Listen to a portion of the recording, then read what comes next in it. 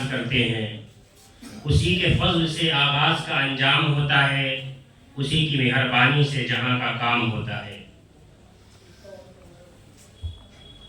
حضرات، دور دراز سے آئے ہوئے مہمانان کرام، ہمارے ادارے سے فارغ ہونے والے مفتیان کرام اور اسٹیج پر جلوہ افروز علماء کرام، مفتیان اعظام، یہ جو مدارس مکاتب کا نظام ہے یہ کوئی نیا نظام نہیں ہے، یہ کوئی نئی تحریک نہیں ہے، بلکہ اس کا سلسلہ نبی پاک علیہ السلام کی اس درسگاہ سے ملتا ہے جسے دار ارقم کہا جاتا ہے۔ یہاں پڑھنے والے علماء، حفاظ، قراء، مفتیان کرام کا سلسلہ ان صحابہ کرام سے ملتا ہے جنہیں اصحاب صفہ کہا جاتا ہے۔ تو یہ کوئی نئی تحریک، نئی تنظیم، نیا سلسلہ، نیا کام نہیں ہے۔ اور آج جبکہ حالات بد سے بدتر ہو گئے، مسلمانوں کے اندر مشرکانہ، کافرانہ افعال کا ابال سا آ گیا، تو ایسے سنگین صورتحال میں جب مسلمانوں کی ایسی حالت ہو گئی ہے تو ان مدارس اسلامیہ، مکاتب کا نظام از حد ضروری ہو گیا ہے۔ ہندوستان کی صورتحال کے پیش نظر اگر اس ہندوستان کے اندر سے مدارس، مکاتب کے نظام کو ختم کر دیا جائے تو میں سمجھتا ہوں کہ جو بچا کچا اسلام، مسلمانی ہمارے چہروں پر داڑھی اور لباس پر شرعی لباس نظر آ رہا ہے، یہ انہی مدارس اسلامیہ کی دین ہے۔ انہی مدارس اسلامیہ کی وجہ سے یہاں کی مسلمانی باقی ہے۔ مسلمان مسجدوں میں نظر آتے ہیں، مسلمان اپنے گھروں کے اندر، اپنے مقام پر، اپنے شہروں میں محفوظ ہیں۔ یہ مدارس اسلامیہ کی دین ہے۔ اور صرف مسلمانوں کی بات نہیں، عمومی بات اگر کہی جائے تو انہی مدارس اسلامیہ کی دین ہے کہ انہی مدارس اسلامیہ کے وجود سے ہندوستان کی سالمیت باقی ہے۔ یہ مدارس یہ عام جگہ نہیں ہے، عام مقامات نہیں ہیں۔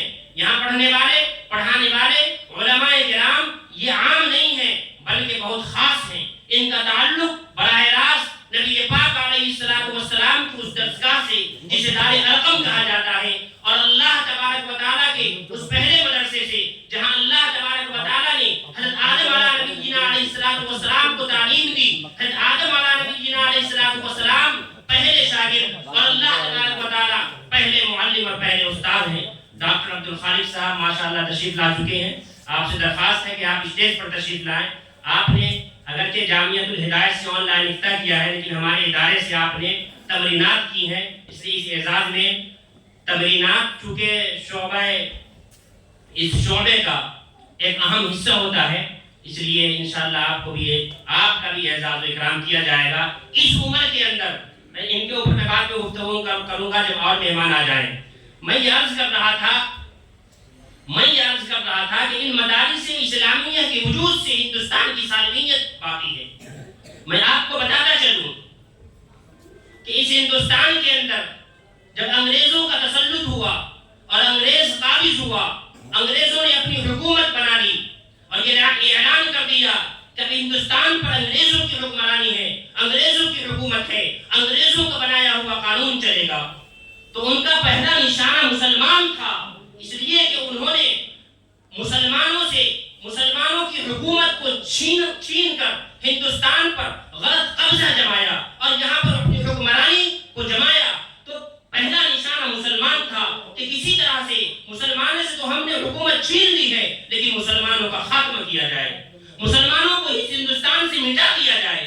اس کے لیے انہوں نے پلاننگیں کی، میٹنگیں کی۔ ان کی میٹنگ میں یہ بات طے ہوئی کہ ان کو ختم کرنے کے لیے ان کی جو پڑھی جانے والی کتاب ہے قرآن کریم، اس کو ختم کر دیا جائے۔ مسلمان خود بخود ختم ہو جائیں گے، لیکن شاید ان کمبختوں کو یہ معلوم نہیں تھا کہ اس قرآن کریم کی حفاظت کی ذمہ داری رب دو جہان نے رکھی ہے۔ اللہ پاک نے قرآن کریم کو نازل کیا، نازل کرنے کے بعد یوں ہی چھوڑ نہیں دیا، کسی برادری کو اس کی حفاظت کی ذمہ داری نہیں دی، کسی علاقے کو اس کی حفاظت کی ذمہ داری نہیں دی، کسی حکومت کو اس کی حفاظت کی ذمہ داری نہیں دی، کسی خاندان، برادری، ملک، سلطنت کو اس کی حفاظت کی ذمہ داری نہیں دی۔ اعلان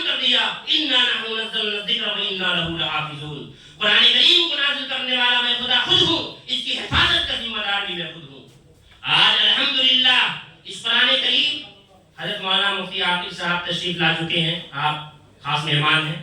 مدرسہ عبدالرب میں استاد حدیث و تفسیر ہیں، ان سے درخواست کروں گا آپ اسٹیج پر تشریف لے آؤں۔ اور اندور لاء جامع مسجد کے آپ امام و خطیب بھی ہیں ماشاءاللہ، بیک وقت بے شمار خدمات انجام دے رہے ہیں۔ تو میں عرض کر رہا تھا کہ اللہ تبارک و تعالیٰ نے قرآن کریم کو نازل کرنے کے بعد اعلان کر دیا اِنَّا نَحْنُ نَزَّلْنَا الذِّكْرَ وَإِنَّا لَهُ لَحَافِظُونَ۔ آج الحمدللہ اگر پورے ہندوستان ہی نہیں پوری دنیا سے تمام کتابوں کے نسخوں کو جلا دیا جائے، نظر آتش کر دیا جائے، اور صرف اتنا ہی نہیں کہ جلا کر ختم کر دیا جائے بلکہ آئندہ کے لیے کتابوں کی کتابت و طباعت و چھپائی پہ پابندی لگا دی جائے، پھر بھی خدا کی قسم قرآن کریم کی حفاظت میں ذرہ برابر فرق نہیں آئے گا۔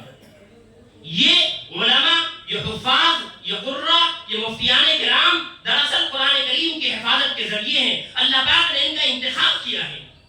وہ مدارس، وہ مکاتب، وہ مساجد جہاں قرآن کریم کی تعلیم دی جاتی ہے، جہاں قرآن کریم کے الفاظ اور معانی کو پڑھایا جاتا ہے، سکھایا جاتا ہے، وہ مقامات دراصل قرآن کریم کی حفاظت کے ذریعے ہیں۔ اللہ پاک نے اپنے بندوں میں سے مخصوص بندوں کا انتخاب کیا۔ اللہ پاک نے اپنے بندوں میں سے مخصوص بندوں کا انتخاب کیا۔ وہ مخصوص بندے یہ مدارس کے اندر پڑھنے والے، مکاتب کے نظام کے تحت چلنے والے علماء، حفاظ، طلبہ و طالبات ہیں۔ اللہ پاک نے ان کا انتخاب کیا ہے، یہ غیر معمولی۔ حضرات، وقت اصل میں کافی ہو چکا ہے اور مہمانان کرام دلی ہے یہ، اور حضرت مولانا بلال حسین صاحب دامت برکاتہم العالیہ باغپت سے تشریف لا رہے ہیں، راستے میں ہیں، وہ بھی انشاءاللہ پہنچیں گے، اور انہی کی دعا پر انشاءاللہ ہماری نورانی روحانی مجلس کا اختتام ہوگا۔ باقی علماء کرام یہاں تشریف رکھتے ہیں، تو